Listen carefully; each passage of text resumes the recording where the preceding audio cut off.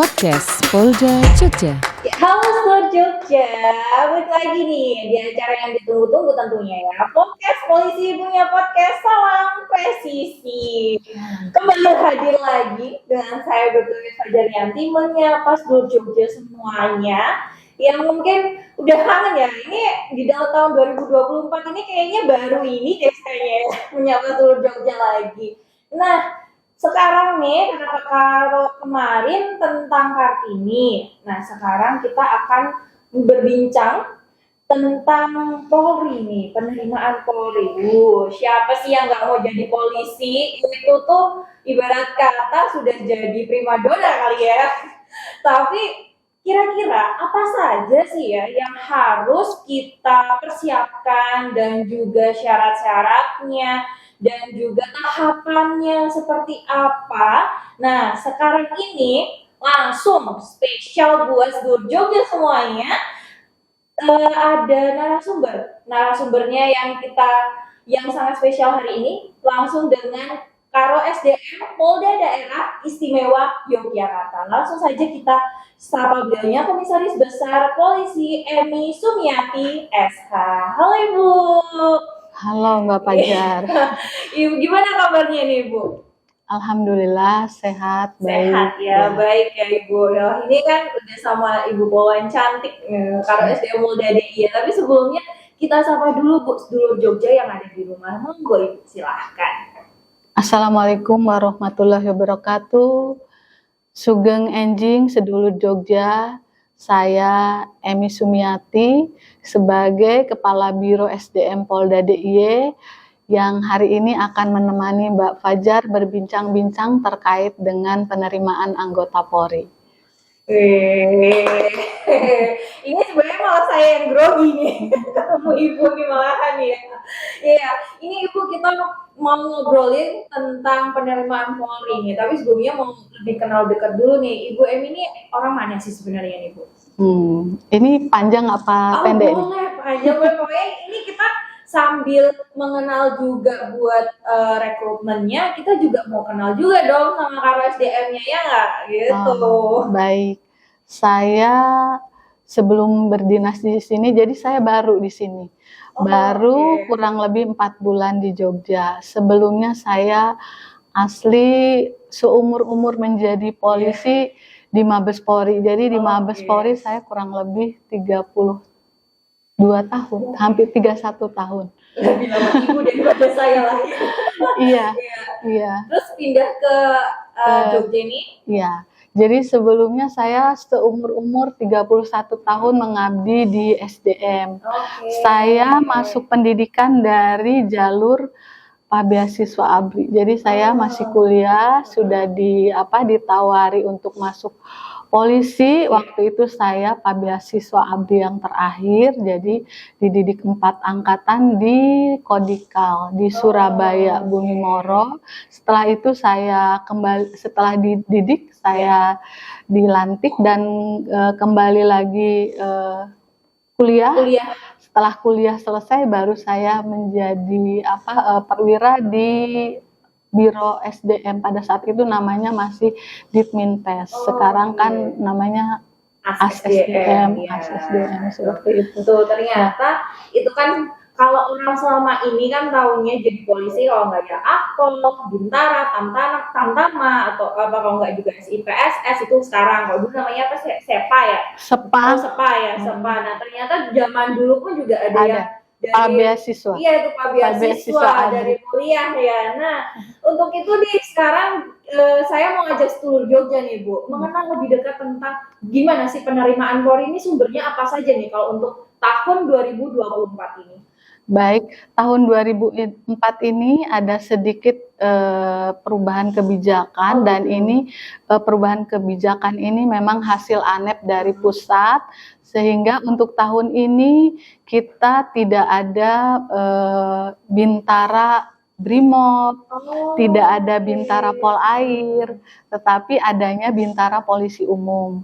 Tetapi untuk Bintara kompetensi khusus itu masih ada. Untuk Bintara kompetensi khusus itu ada untuk hukum, kemudian pariwisata, nakes, tenaga kesehatan, kemudian psikologi, dan satu lagi kalau Humas, tidak salah humas ada nggak ya? humas dan TI. Humas Betul. dan TI. Ya, itu. Iya, udah baca Iya. loh aku.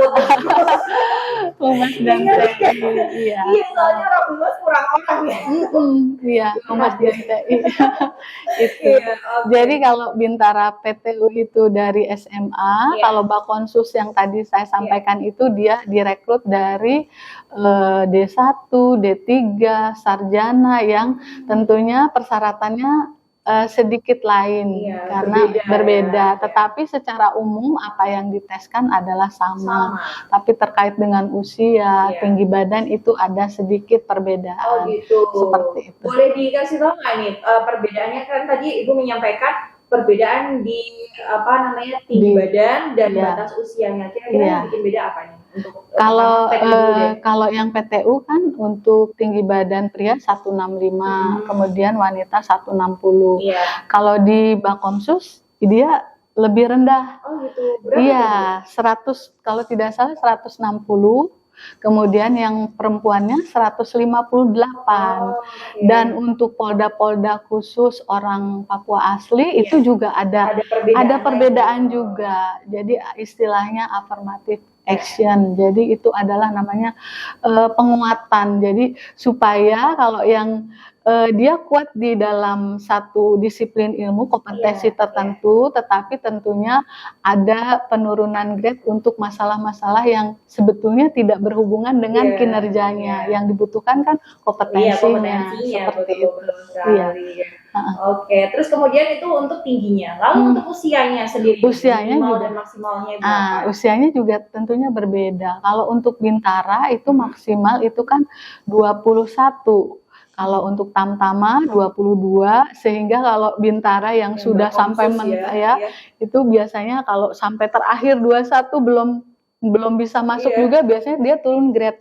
Besoknya daftar di Tamtama. Nah, kalau untuk yang Bakomsus ini juga tentunya ada perbedaan usia, di mana mereka adalah sudah sarjana. Iya, tentunya usianya lebih tua lagi karena iya. dia sudah bersekolah. kuliah, Dan gitu. jangan khawatir untuk Bakomsus ini nanti setelah dididik dia akan memperoleh masa dinas surut. Jadi gitu, keahliannya beda, itu iya. diperhitungkan sehingga dia nanti pada saatnya akan naik pangkat lebih cepat. Betul, Oke, seperti itu. gitu. Nah, itu kaitannya ada perbedaan dengan masa dinas, terjadi masa dinas surut ya Bu ya, Iya, kita masa dinas menyebutnya untuk Bakomsus. Nah, kira-kira kalau mamanya di tugas umum yang lulusan Bintara tugas umum, itu masa dinasnya berapa tahun sih baru bisa naik pangkat? Naik pangkat reguler sekarang adalah 5 tahun. 5 tahun. Seperti itu. Ya. Nah, tapi ingat, Bakomsus yang dari SMK itu dia tidak punya masa dinas surut. Yang punya masa dinas surut adalah Bakomsus yang berasal dari D3, S1 itu baru ada. Kalau yang dari SMK sama. Dia sudah dapat pengecualiannya adalah di tinggi badan, dan kemudian di usia. Iya, jadi sudah nggak boleh double. Iya. Nanti kalau kebanyakan muntah seperti itu. Betul sekali. Iya. Nah, terus kemudian itu kan tadi juga saya sempat baca nih dari D1 juga bisa. Nah, kalau D1 itu juga apakah dia punya berlaku masa dinas surut atau tidak? Kalau D1 itu masa dinas surutnya kalau tidak salah, dan kalau D1 itu jarang sekali ya. Jarang sekali. Jarang sekali karena di Kementerian PAN, RB, kemudian Diknas juga yang lulusan D1 ini sudah jarang sekali, dan yang ada masa dinas surutnya itu adalah yang pasti adalah yang D3. Iya. D3 dan S1 ya. D1 jarang sekali ya. Oke, wah itu tadi mengenai tentang awal nih kan ya, tentang persyaratan awalnya. Kemudian untuk pendaftarannya nih, sebenarnya ini sampai tanggal berapa, ataukah Apa mungkin ada yang selesai atau gimana nih Bu? Dari tanggal berapa sampai tanggal berapa nih? Kalau untuk pendaftaran untuk Taruna Akpol dan Taruni itu sudah selesai, sudah ditutup ya. dan saat ini Taruna Akpol dan Taruni itu sudah masuk di seleksi berikutnya adalah psikologi, karena hari Sabtu kemarin tanggal 20 mereka sudah melaksanakan rikes dan sudah diumumkan hari itu juga. Jadi di dalam semua proses seleksi penerimaan itu one day service. Jadi hari itu dites, hari itu diumumkan dan sudah diumumkan per Sabtu tanggal 20 kemarin peserta Akpol yang lulus di Polda DIY sebanyak kurang lebih 63 orang. Ya, itu baru yang seleksi satu ya Bu ya. Satu untuk Akpol.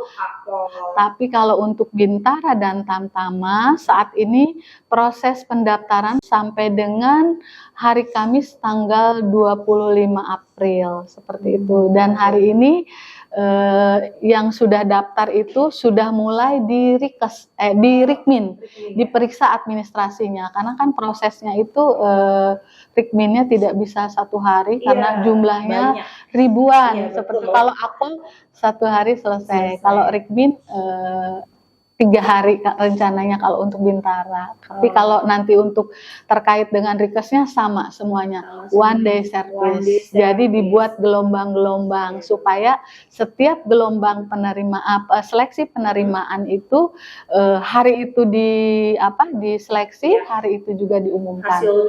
Hasilnya langsung. Enggak kayak dulu kan masih harus nunggu semua selesai gitu kan. Tidak. Dulu tuh masih ingat tetangga gitu bilang kadang sampai lupa kalau udah daftar polisi baru ada hasilnya kayak gitu ya. Nah terus itu tadi untuk yang awal. Nah gimana sih itu tahapan seleksinya itu apa aja? Tadi kan pertama udah seleksi administrasi, kemudian ada rikes. Setelah itu pemeriksaan kesehatan pertama.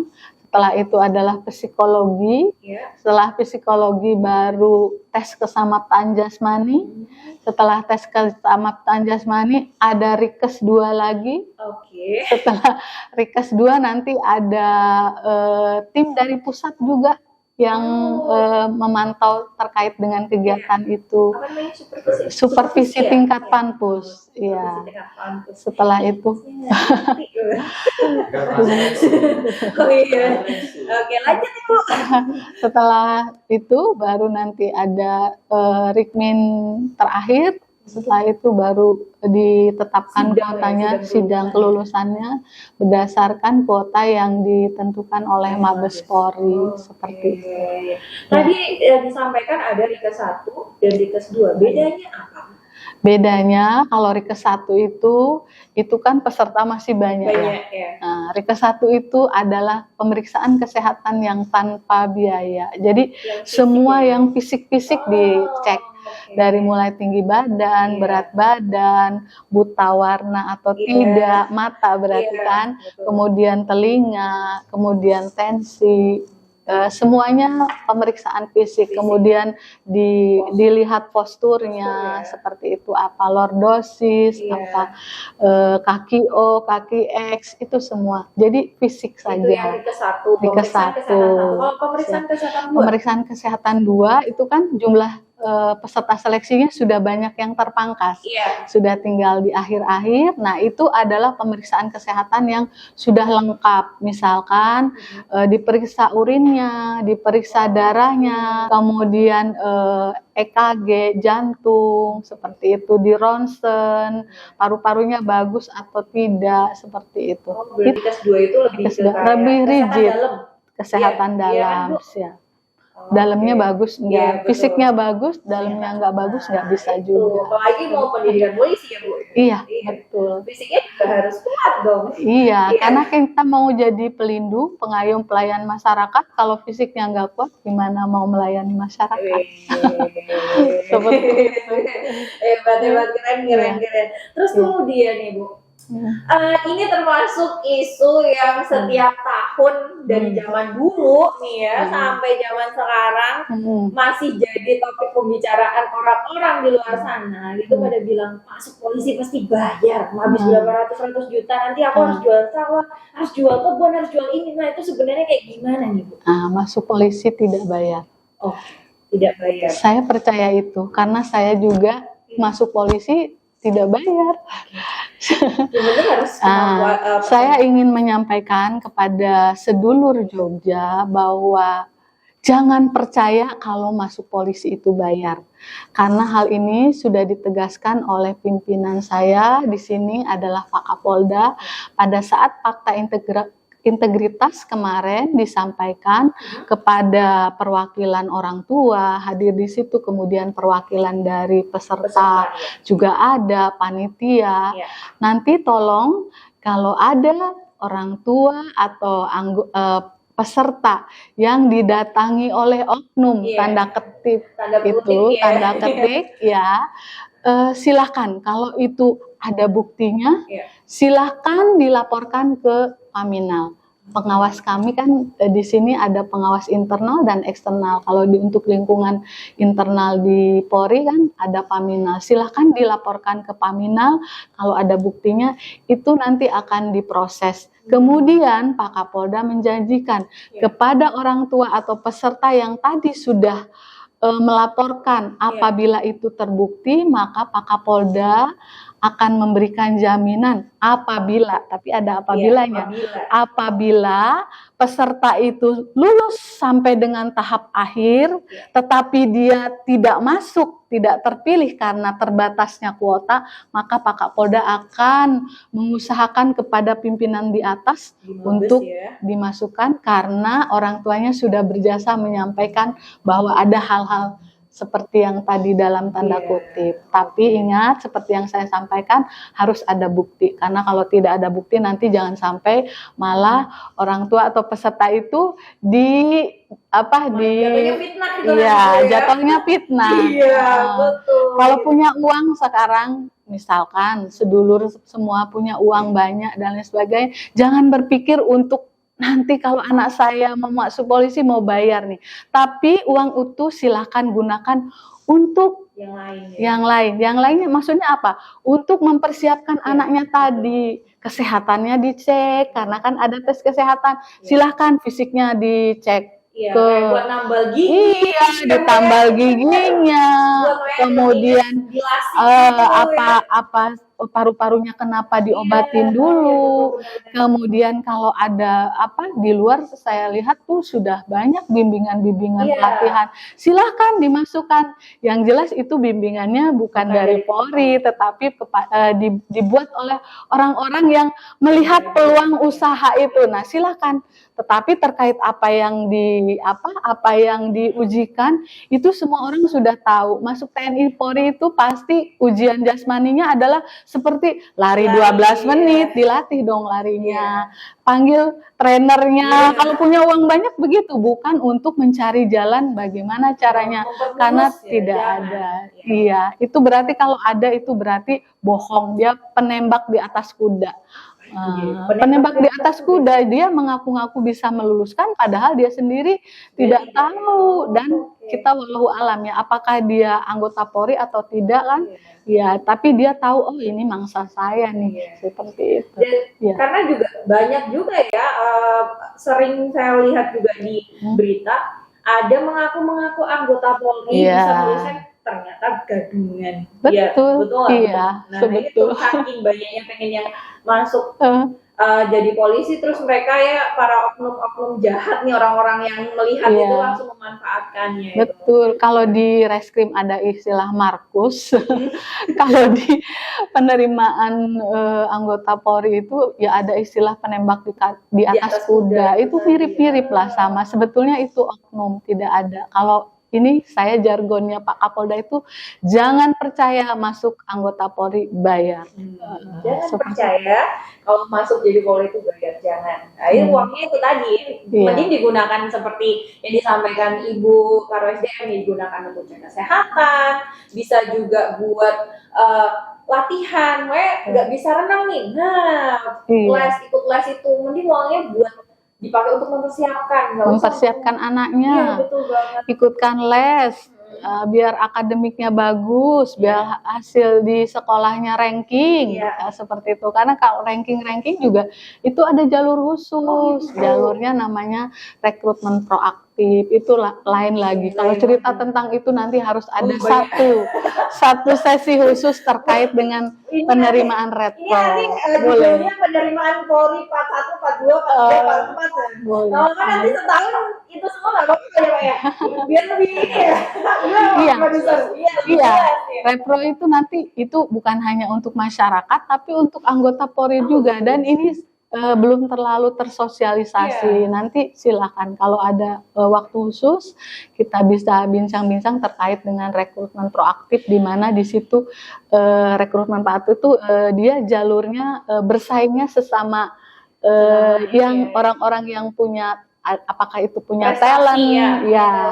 punya talent, apakah orang tuanya berjasa, baik orang tuanya itu apakah anggota Polri maupun masyarakat umum yang dibuktikan dengan piagam dari Kapolda, atau kalau dari instansi Polri piagam dari Kapolri. Itu ada hal yang lebih khusus lagi. Itu ceritanya panjang, panjang banget. Sekarang menarik. khusus, Sekarang ya. ini khusus untuk yang penerimaan Polri dari Umum. BTU umum itu, terus kemudian Bakomsus. Tadi Bakomsusnya tadi yang udah banyak banget, ada dari hukum, ada dari pariwisata juga, humas, TI, nakes gitu. Karena ya memang polisi butuh sih, benar. Iya, karena kalau dari umum atau dari SIPSS, nah SIPSS ini kan perwira Polri sumber sanjana, itu juga kuotanya terbatas. Waktu istilahnya anggaran negara untuk ke sana sedikit, sehingga dibukalah Bakomsus, ya seperti itu. Bakomsus sumber sarjana ini. Iya. Ini baru tahun ini kayaknya yang banyak ya Bu? Bakomsus tahun ini cukup banyak, jadi sampai 5 tadi ya. Biasanya hanya khusus nakes, kemudian yang Dulu pernah terjadi hukum, ya. Ini sekarang lengkap sampai psikologi juga, di detik-detik terakhir ada susulan pembukaan untuk psikologi, ada juga. Iya. Pengumuman perubahan tambahan, ya, revisi pengumuman. Sehingga kemarin dari Bakpesi kami juga berusaha mencari di universitas-universitas yang punya lulusan-lulusan psikologi yang mungkin saat ini sudah sarjana tapi masih belum ada istilahnya ya cari-cari kerja. Ya, di Polri sudah jelas, insya Allah dia lewat jalur Bintara, tetapi sudah ada penghargaannya ketika dia mempunyai masa dinas surut. Itu menarik ya ternyata. Iya, dan ini menurut saya suatu terobosan yang sangat bagus juga sih Bu di Polri, karena mengingat kalau jadi polisi, kalau dulu zaman dulu itu jadi polisi harus bisa segala hal, segala bidang ya. Iya nggak? Coba deh mas di sini, yang dulu waktu masuk humas itu bisa nggak pegang kamera? Enggak kan? Ini jadi masuk polisi itu kalau dulu tuh semuanya ya ibarat kata tergantung kamu penempatan main di TI ya, berarti kamu harus jago nih, nggak ada spesialisasinya, jadi kayak nggak mahir gitu loh, ya nggak ada basicnya, benar banget. Nah tapi sekarang sudah ada Bakomsus sumber sarjana, diharapkan nih ya, jadi memperkuat lagi nih ya organisasi Polri nih kan ya Bu, ya betul banget. Karena sekarang eranya era kompetensi. Iya. Era kompetensi. Kompetensi, iya. Kemudian kompetensi itu juga harus disertifikasi sama Polri juga sama. Gitu. Semua sudah mulai disertifikasi. Apakah itu sertifikasi sebagai penyidik, sertifikasi sebagai agen, sertifikasi sebagai di lantas itu banyak. Sertifikasi untuk SIM ini terkait dengan pengecekan kendaraan, Presiden, ya. sertifikasi arsiparis, semuanya ada termasuk yang kemarin sudah booming juga terkait sertifikasi ketika event organizer itu ingin mengadakan suatu event yang cukup besar itu ada sertifikasi dari PAMOPID untuk menilai kelayakan dari tempatnya. Jadi polisi itu serba bisa ya. Iya, dulu sertifikasi hanya 2, untuk Gadik dan untuk satunya nakes. Oh, nakes. Iya, sekarang udah semua fungsi harus disertifikasi. Kalau mau kompeten, kalau mau diakui, kalau tidak mau di PTUN oleh masyarakat. Seperti masyarakat sekarang kan pintar, apalagi sekarang Jogja katanya kota pelajar. Wah, ini kalau ada hal-hal yang menyimpang aja sedikit ya bisa viral. Iya, bener banget tuh. Wah, keren ya. Ini udah cukup. Udah tuh katanya sudah mengupas semua ya, udah jelas ya. Nah, seluruh Jogja udah jelas semua kan ya. Ternyata dari perbincangan kita hari ini untuk jadi polisi itu banyak banget jalannya. Mulai dari Akpol, terus Bintara, Tamtama. Bintara aja ada Bakomsus, ada PTU. Bakomsus sendiri lagi aja ada dari Humas, TI, kemudian pariwisata, nakes, apalagi tadi hukum, ya psikologi tuh banyak banget kan. Nah, untuk itu jangan pada bingung nih. Aku kira-kira kalau mau jadi polisi, tapi aku suka di pariwisata, tapi kok nggak ada. Tenang, sekarang sudah ada semuanya. Terus yang suka-suka desain, ada Humas, aku tunggu di sini ya. Ketawa dia. Iya. Promosi nggak apa-apa kan ya. Oke, terakhir dari Bu Emi, ada pesan yang mau disampaikan kepada para sedulur Jogja nih? Kira-kira pesan apa? Baik, sedulur Jogja, apabila putra-putrinya ingin menjadi anggota Polri, tidak perlu khawatir, tidak perlu biaya, gratis. Jadi jangan percaya kalau masuk polisi itu bayar. Tapi untuk menjadi polisi, untuk terseleksi sampai dengan lulus tentunya ada usaha. Usaha tidak akan membohongin hasil. Persiapkanlah putra-putri sedulur Jogja untuk menjadi calon-calon anggota Polri yang terbaik dengan cara seperti apa? Seperti yang tadi sudah disampaikan. Silahkan dicek kesehatannya, dilatih fisiknya, dibimbing akademiknya, seperti itu sehingga pada saat pendaftaran mumpuni menjadi anggota Polri dan bisa terpilih lolos menjadi anggota Polri. Luar biasa nih. Oke, terakhir dari saya nih. Saya ada quotes nih Pak, boleh ya? Ini dari Colin Powell mengatakan, mimpi tak akan menjadi nyata karena keajaiban. Butuh keringat, kebulatan tekad, dan juga usaha kerja keras untuk mewujudkannya. Oke, terima kasih Bu Jogja, terima kasih Bu Emi atas waktunya hari ini, Bu Karo SDM Polda DIY ini ya, yang langsung menjadi narasumber pada hari ini mengenai rekrutmen Polri. So, buat kalian semuanya sedulur Jogja yang mau daftar, ayo buru-buru, siapkan semuanya, siapkan persyaratannya, dan langsung aja datang ke Polda DIY. Saya Witha Jarianti, undur diri. Dadah.